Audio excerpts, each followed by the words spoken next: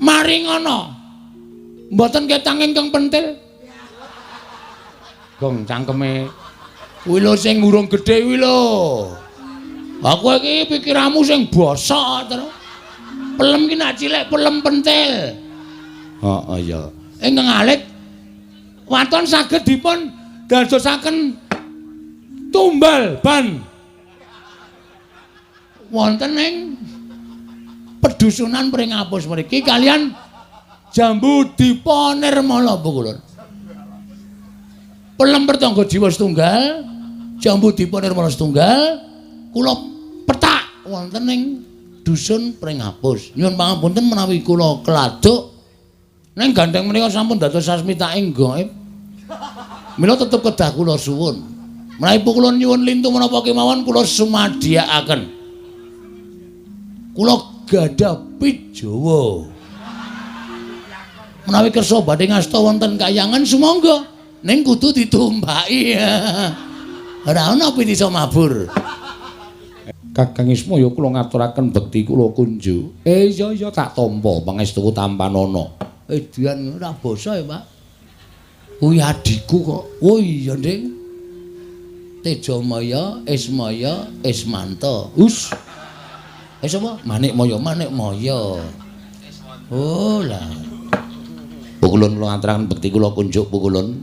Nyayanala garing ingsun tampa. Ora liwat pangestu ingsun tampanana.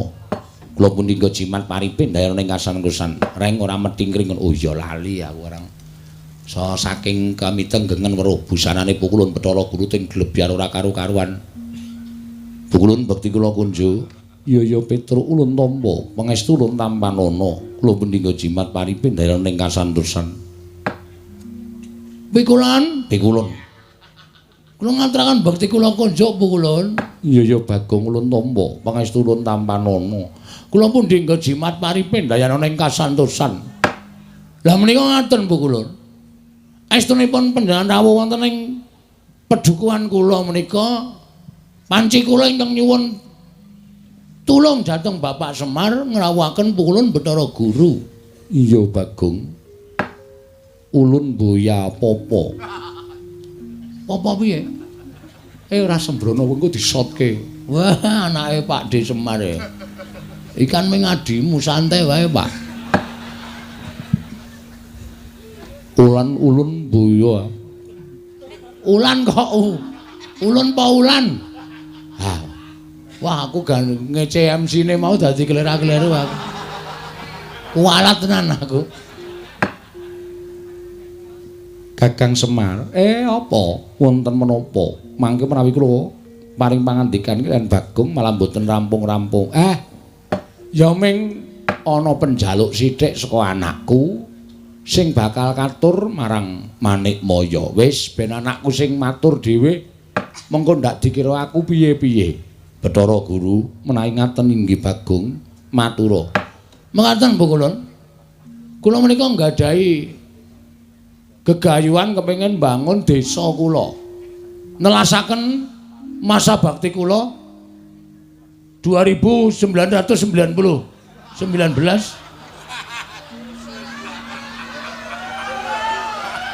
Mau ya kleru ta, Pak? Dadi lurah kok suwe men pirang-pirang abad. 1919 edan tenan. Aku kuwi wong lahir wis metu wudel, Pak. Apa iya sak ngisore sithik. Dapure ora. Ngaten ya, Pukulun? Iya, Bagong. Kula kepengin bangun dusun kula niki. Ning kula niku entuk sasmitaning gaib. Sing nalika semanten kula nglampahi sare narites sesemek ron Rajamala abebantal bata sarembak. Gayane iki lho. Kowe turu ning tritisan ki tritisan ngendi? Wong tritisan mutokne kandang pitik ngono kok. Ning dhuwur kandang pitik. Oh. Sing penting nek ning tritisan. Entuk sasmitaing gaib. Sasmita gaib. Sasmita gaib bilih saged rancak napa sing kula lakoni menawi dusun kula menika dipun tumbali. Ditumbali apa, Bagong? Sepisan ing winastan pelem arum manis. Ah kok wis malik iki piye? Pelem apa? Arum manis. Ah. Pelem arum manis kok dadak ngrawuhke Bathara Guru. Wis jendeng lali aku.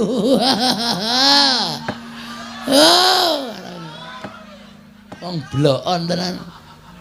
Pelem apa Bagong? Pelem pertangga jiwa. Kalian jambu engko anggere muni kluthuk tak bandem sandal saka kene. Jambu dipanirmala. Mekaten. Monggo menika cukulipun ngendikanipun Bapak namung wonten ing Kayangan Surabaya. Suralaya. Papan pelengganipun pukulun Bathara Guru. Mila Bapak timilu tumuli ngrawuhaken Bathara Guru rawuh wonten ing pring apus menika ingkang saderma saperlu kula aturaken menapa ing dados panuwun kula dhateng pukulun Bathara Guru supados maringana mboten ketang ingkang pentil. Gong cangkeme kuwi lho sing urung gedhe kuwi lho. Aku iki pikiranmu sing bosok terus. Pelem ki nek cilik pelem pentil. Heeh ya. Ingkang alit waton saged dipun dadosaken tumbal ban wonten ing pedusunan pring apus mriki kalian jambu dipanirmala pukulun. Pelem pertangga jiwa setunggal, jambu dipanirmala setunggal, kula petak wonten ing dusun pring apus. Nyuwun pangapunten menawi kula keladuk ning gandeng menika sampun dados sasmitaing gaib. Mila tetep kedah kula suwun. Menawi pukulun nyuwun lintu menapa kemawon kula sumadhiakaken. Kula gadah pijawa. Menawi kersa badhe ngasta wonten Kayangan sumangga ning kudu ditumbaki. Ora ana pitisa mabur. Ayo iki menehi ning ora mungkin dadine ora bakal kelakon ora. Ngaten pukulun Kakang Semar. Piye? Menapa Bagong menika mboten mriksa menawi pelem pertangga jiwa jambu dipanirmala menika daharanipun para Jawata. Wis tak kandhani ning gandeng anak njaluk karo wong tuwa. Ana tetembungan anak polah bapa kudu kepradah. Tur ngene lho Guru. Mbok ya ora kutang ming siji paringana. Wong minggo syarat srana wae. Tukule jambu dipanirmala lan pelem pertangga jiwa ki rak pirang-pirang ning Kayangan. Nek ming tok longi siji dienggo anakku, dienggo srana ora ngelongi kayamu, ora ngelongi agung lan ageng kuncaraning asmamu. Mula paringna ya Guru. Aku njaluk kanthi banget wene ana. Mbok nganti aku kudu kepiye sing tak lakoni, aku tetep tak lakoni waton kowe gelem menehake jambu dipanirmala pelem pertangga jiwa. Wilahing. Lho, kok malah janturan? Kok sik meneh. Wilahing. Awik nomastu nama sidang. Negaripun dipanjang kunjuk. Gong tak bandung sandal cangkemmu lho. Malah janturan kaya arep wayangan ora. Ha ki mau malah wong wilahing. Wilahing. Yuk. Aduh. Malah kena sirahku dhewe. Payen Bagong ki malati. Wis wenehna. Kakang Semar kula badhe munjuk atur. Piye? Selaminipun kula menika dados dewaning para dewa. Selaminipun kula menika dados nalindraning Jawata, sedaya titah wonten ing jagat menika sami nyembah kaliyan kula. Namung imanipun wonten titah setunggal ingkang dereng nate nyembah kaliyan kula. Kula kepingin titah menika keparenga sak mangke nyembah dhateng kula. Lan badhe kula paringaken pelem pertangga jimba lan jambu dipanirmala. Sapa sing ora nyembah karo kowe lan kudu nyembah karo kowe? Mengko wonge kuwi tak paranane. Tak dawuhi supaya nyembah karo kowe, jer nyembah karo dewaning para dewa kuwi Wis sak mestine ingkang dereng nyembah kaliyan kula namung Kakang Semar.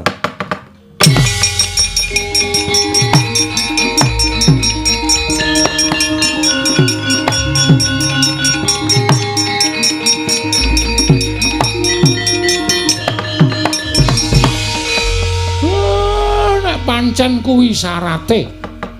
Ha, nadan aku kudu nglesot ning ngarepmu, tak lakonane. Ben napa sing dadi penjangkane anakku iso kelakon? Jangan, Pak. Aja. Bagong, men apa sing tok karepke kelakon? Aku sing ora entuk. Aku ora tegel bapak klesotan ning ngarepe Bathara Guru. Bathara Guru kuwi adimu to? Aja. Wis Pak ora apa-apa. Aku ora diwenehi jambu Dipa Nirmala ora masalah. Kowe ngerti to, aku duwe kepinteran nyolong. Wis rasah njaluk wacolonge kayangan. Angel sole kayangan kuwi rapet-rapet to kaya apa rengsang ulinggis. Arep babah kaya mbiyen. Ora iso kayangan kok dibabah ki ora iso. Sik, Tru, aku mangkel iki Rajan, Tru. Mangkel piye? Wis aku lara ati aku. Karo ngendikane Bathara Guru sing tledhak ning bareng tekan pungkasane padha kok nyocok nang rasa. Gong, iki dewa lho. Wis ngerti aku apa ngene bakul bakso. Aja kurang ajar ora sak penakmu dhewe. Wis, Men. Arep dewa iki nek sak kepenake dhewe, bapake kok nyembah. Aku ora etuk. Aku ora mentolo, Tru.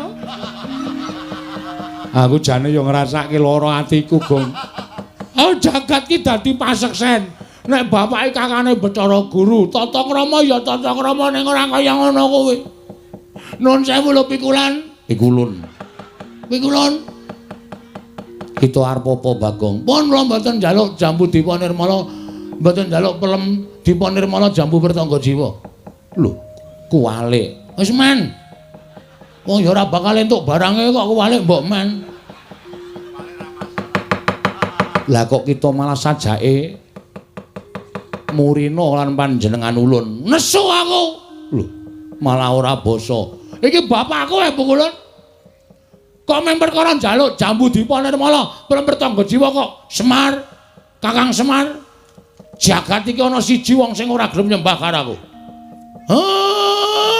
Sapa, Guru? Engko aku tak tekan kono tak aturane nyembah karo kowe. Sing ora gelem nyembah karo kula namung Kakang Semar. Aku ateges secara tidak langsung sampean ki akon bapak nyembah karo sampean. Ha ta? Ha ta? Aku mau nek syarate anake kok kudu ngorbanke harga dirine bapak. Enggak bisa. Aku enggak bisa. Nek carane kaya ngono, alon-alon aku terima mundur wae. Kuwalik. Lagune kuwalik, men ra apal kok sakarepku. Kuwalik ya men aku kuwalik ya nekat kok. Sok deleke kuwalik ben aku ya. Aku ora trima. Ning sampean mang titeni. Sampeyan ora menehi jambu Dipa Nirmala Pertangga Jiwa. Aja sambat nek nganti ilang sakwite. Kuwi enak duduk sisan pokoke. Apa jare? Gawe masalah kok gawe masalah karo mantan maling. Sampenake dhewe ora. Gugu karepe dhewe. Arep piye kowe, ha? Lho, kita malah wani karo panjenengan ulun. Sing tak wedeni apamu? Yen ngono kita ora bakal ulun paringi. Aku ngruda paripeksa. Apa kita wani karo dewa? Sik to, kowe kita-kita kowe kita iki sapa e? Wah, iki sing ora paham Bagong. Gong, kita iki kowe. Tak tanya modar kowe. Bapak iki jenengke aku ngrekoso dibancaki barang ning diwalik kita. Wangun Bagong karo kita. Kita nek aku nyebut, aku upamane dewa aku nyebut kowe kita. Nek kowe nyebut aku ulun. Ulun piye? Sing ulun sapa? Ulun aku. Jare Bathara Guru. Piye ta iki? Bathara Guru apa ulun? Wis mau diaringi. Ambok 2 jam ki kok ngene iki terus. Ha wong cah ora dong kok dikandhani ora. Iki basa dewa. Oh, beda. Nek misale gong arene ndi ngono kuwi aku nyeluk kita arene ndi. Oh, berarti aku ki kita. Iya, heeh. Nek Bathara Guru ki ulun. Heeh. Aku kita. Ajare kita aku. Sing positif to. Pun mboten ajeng ngomong kula, Pak. Mumet sirah kula. Sabanjure kepiye Bagong apa kita bakal njaluk jambu dipa nirmala pramrtangga jiwa. Nek purun mboten maringaken kula tetep mrudha paripeksa. Yen ana apa kita wani lan para Jawata. Nek jane mboten. Ning gandeng nuwun sewu niki kebutuhan rakyat. Napa to sababe kula ngeboti pramrtangga jiwa jambu dipa nirmala?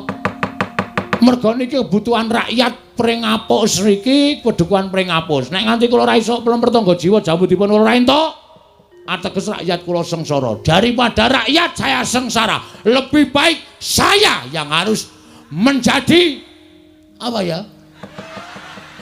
Korban demi kesejahteraan rakyat. Wah, jangan tepuk tangan. Apa gunanya tepuk tangan tanpa saweran? Urung nembang kok wis saweran. Aku mundur alon. Kowe apal kuwi, aku sedira nyetel kuwi. Oh. Kempol cawet. Cendol cawet. Kempol cawet ora.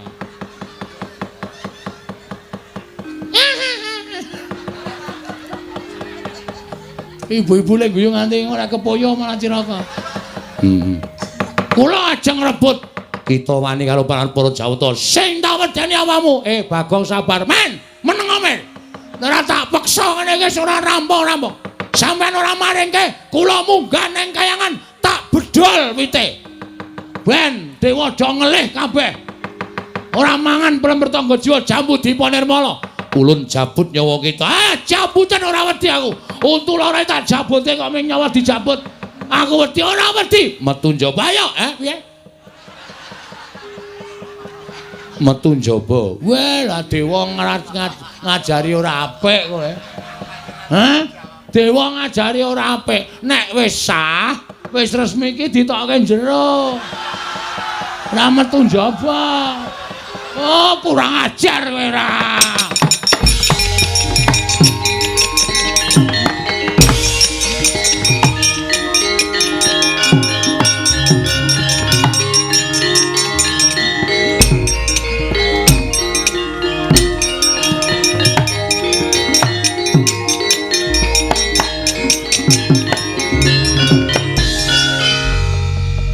Wedi to Bathara Guru karo aku, Pak.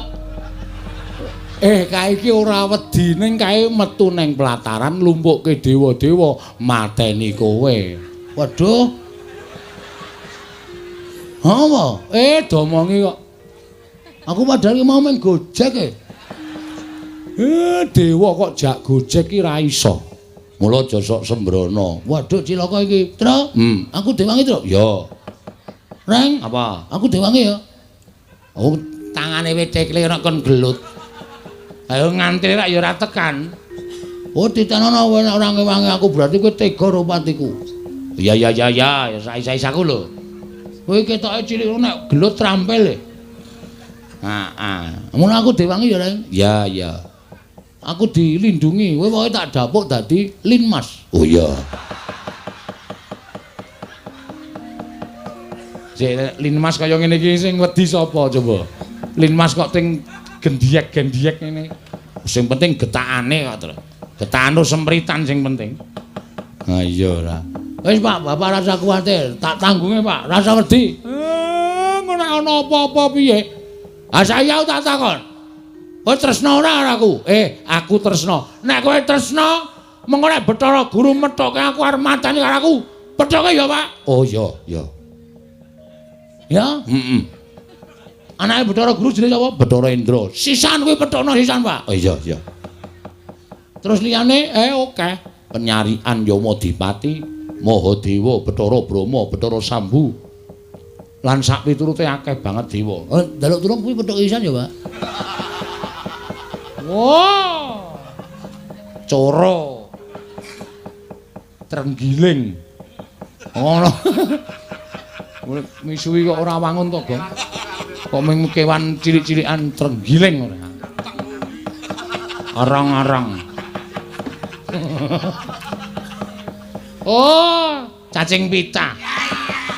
Ha iso ora serem cacing pita. Tulung ya, Pak. Iya. Wis kono gak menyang. Hak kowe, aku tak turu dhewe. Engko nek dewane lunga aku digugah. Ora kena kaya ngono, kudu tanggung jawab tela bakarane. Enak kuwi. Tanggung perkarane kok enak-enak. Oh, siap. Jagung bakarane, Pak, kok tela bakarane. Nek wis ora gatekke iki aja dibaleni. Senengane kok malah badarke dhewe. Aku karang ya sak ngono kuwi. Nek ora bener ki aku sak ora lega. Aku iki wis rampunge iso tak bener ora ya mau. Ora yakin e. Mamet tuan dhisik aku tak methukke karo dewa-dewa kae. Ning sing enom-enom pethukno. Nek Bathara Guru sing maju aku sing methukke. Siap ya, Traya. Yo, ora nggo gending, slepek. Oh ya. Nganggo slepek wae. Tung, tak. Jolali wanamba mangwa suci jalalala sasi seswarane pesona wala brambang sa ular kambang. Oh, ya emang aja. Yo.